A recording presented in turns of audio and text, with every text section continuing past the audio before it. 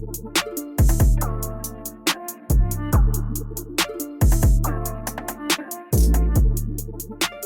we're back. Welcome to Reason and Theology, everyone. Your host, Michael, on a Tuesday. Sorry we had connectivity issues there.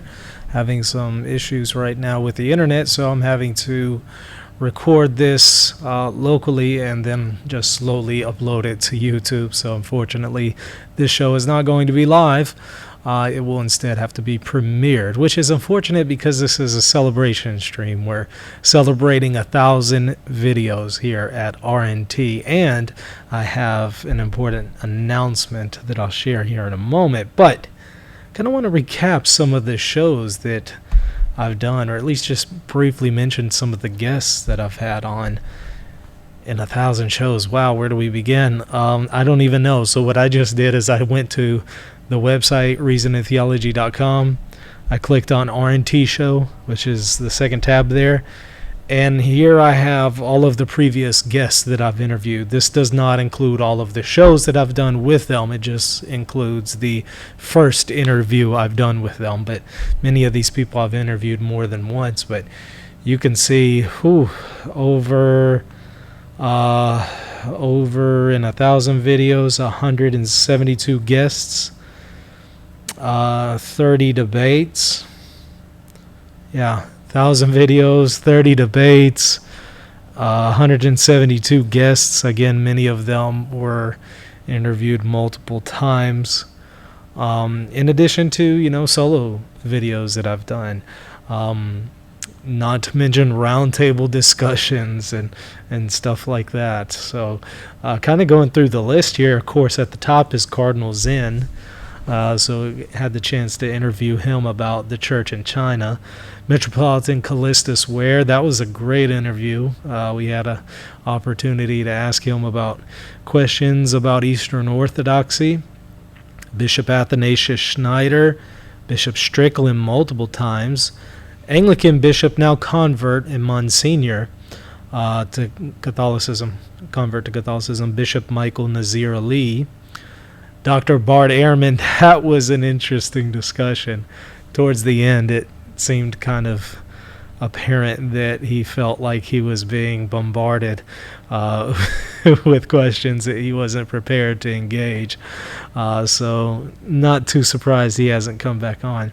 Dr. Peter Kreeft, had a great discussion with him about Catholicism and reason.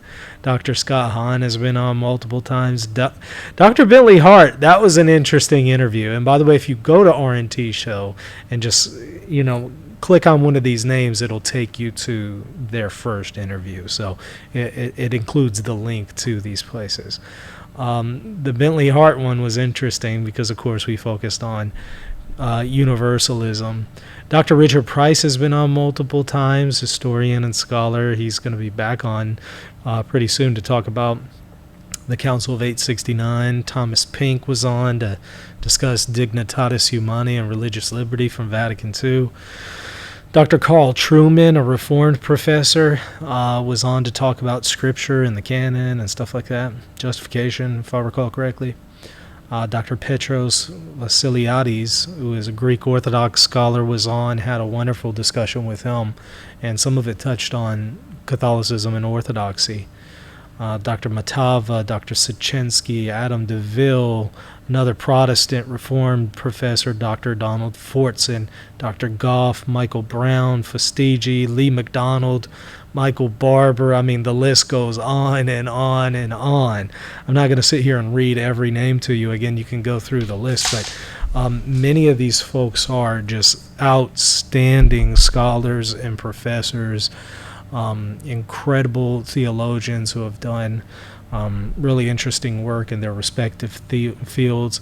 And of course, I've also had non-Christians on the show so that we as Christians can understand their perspective better so that we can know how to engage them more efficiently. So I've even had Islamic scholars on the show. Clearly, I don't agree with them, but I think it's important that we understand their perspective so that we can properly and effectively communicate the message of Christ with them. But all kinds of individuals on here, and some of these people are not scholars. Some of them are just, popular personalities on YouTube or something along those lines. And I've had many interviews with them as well. So make sure to check out the list of previous shows, because it's easy for some of these things to get lost, because there has been 1,000 videos in slightly over 3 years. And you heard that right. 1,000 videos in slightly over 3 years. And again, 30 moderated debates. A few of these are debates that I was in. A few of and the rest are debates that I just moderated, and it was other people who were in the debates. But really, really, really interesting discussions, roundtables, interviews, debates. Make sure to check it out. But yeah, 1,000 videos. I did not think 3 years ago that, number one, I would be doing YouTube full time or apologetics full time, and then number two, I had no idea that there would be 1,000 videos within 3 years.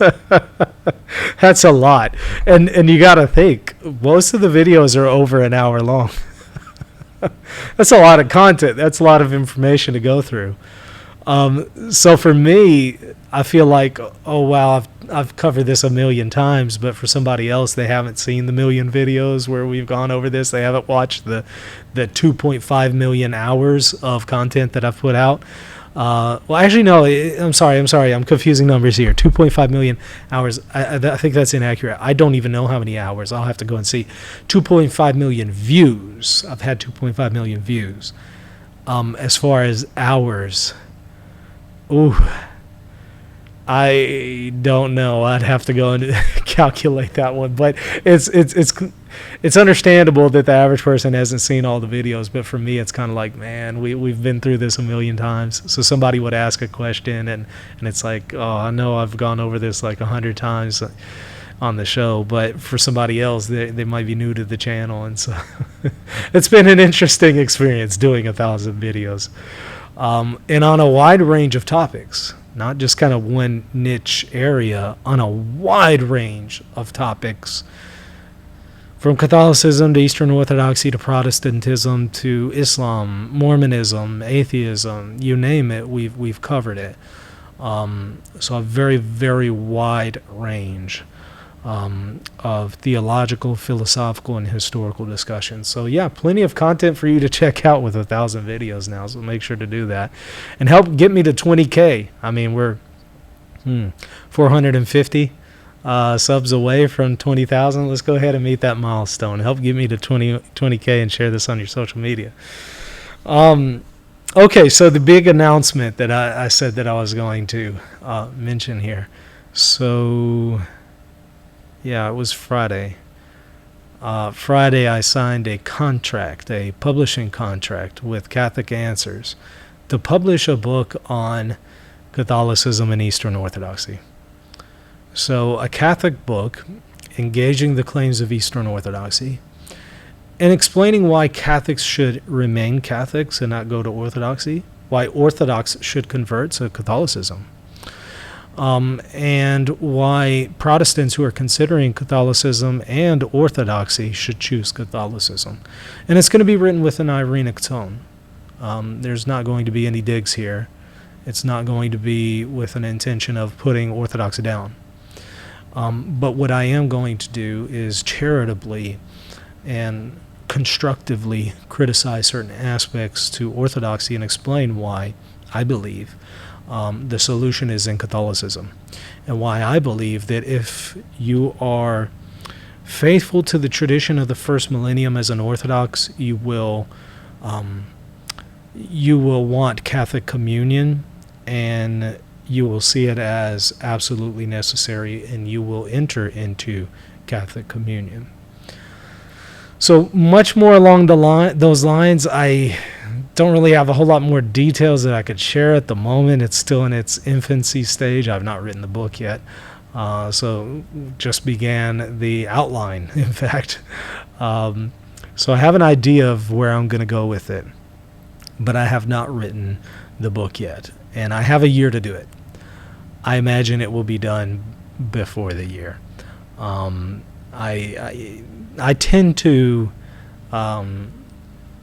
focus on a particular thing very, very, very well whenever it's something that I want to accomplish, and I'm able to, get it done within a reasonable amount of time. So I think a year is most certainly reasonable for me, even considering all the other things that are going on. I think that we'll be fine on that one. So you can expect it, at least for me, to be done with it in a year. Now, as far as when it will be published, give it a little longer than that. But it's something to be aware of that's coming down the pipe. So if you've wanted to see a book that engages the claims of Eastern Orthodoxy, that answers common objections and explains why one should be a Catholic and why the Catholic Church has the fullness of the faith, but is written in a non-polemical, non-toxic tone that has more of an irenic spirit, yet at the same time challenges the other perspective, then this will definitely be a book for you. I think right now there's a huge focus on discussing what Catholics and Orthodox have in common, and that's okay. I've had shows like that. I mean, Metropolitan Callistus Ware, we spoke more about what we have in common. That's okay. That's fine. But I don't want to stop there. I mean, at some point we have to have a conversation about, well, what still divides us? What are those differences? And what can we do to work towards reunion? And how can we as Catholics present Catholicism to Orthodox in a way that is acceptable to Orthodox? Because I believe there is a way. We share the same heritage. We share the first millennium. So I would say we have the same heritage, but most certainly in the Catholic Church, we've developed it and unpacked it, and it has unfolded in a way that the Eastern Orthodox haven't unpacked yet. So the material is there, but it just hasn't been developed and unpacked yet for the Orthodox. And so our job as Catholics is to explain to them why Catholicism is actually faithful to the shared heritage that we have, and that if they are to continue to unpack their material and their positions, they'll see how it unfolds into the Catholic perspective today. Not the misconceptions about the Catholic perspective, but the authentic Catholic understanding. So that is something that I'm really excited about. I hope y'all are excited about it. Let me know what y'all think in the chat. I'd like to know your comments. So whenever you see this video, put there in the comment section, what you think about the upcoming book here. And if you maybe have any ideas for it. Are there some things that you would like for me to address? Something specifically, maybe a particular objection or something like that. Let me know.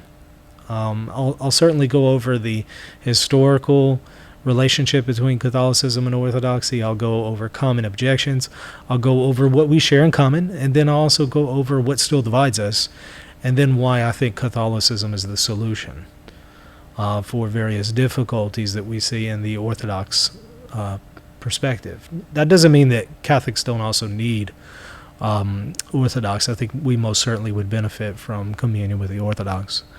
But why is the Catholic view the fullness of the faith is what I'm really going to focus on. So again, let me know your thoughts there in the comment section, what you think about this upcoming book, and if you're excited about it, and if you have any thoughts for it. All right, that's going to do it. Make sure to also check out our sponsor, realestateforlife.org. If you want to buy a home, sell a home, and you want a real estate agent who is pro-life and you want to support the pro-life cause, definitely check them out because there will be funds that go from the sale of the home or purchase of the home to the pro-life movement. So make sure to, again, check them out, realestateforlife.org. All right, we'll see y'all later. Hit that subscribe button if you haven't already. God bless.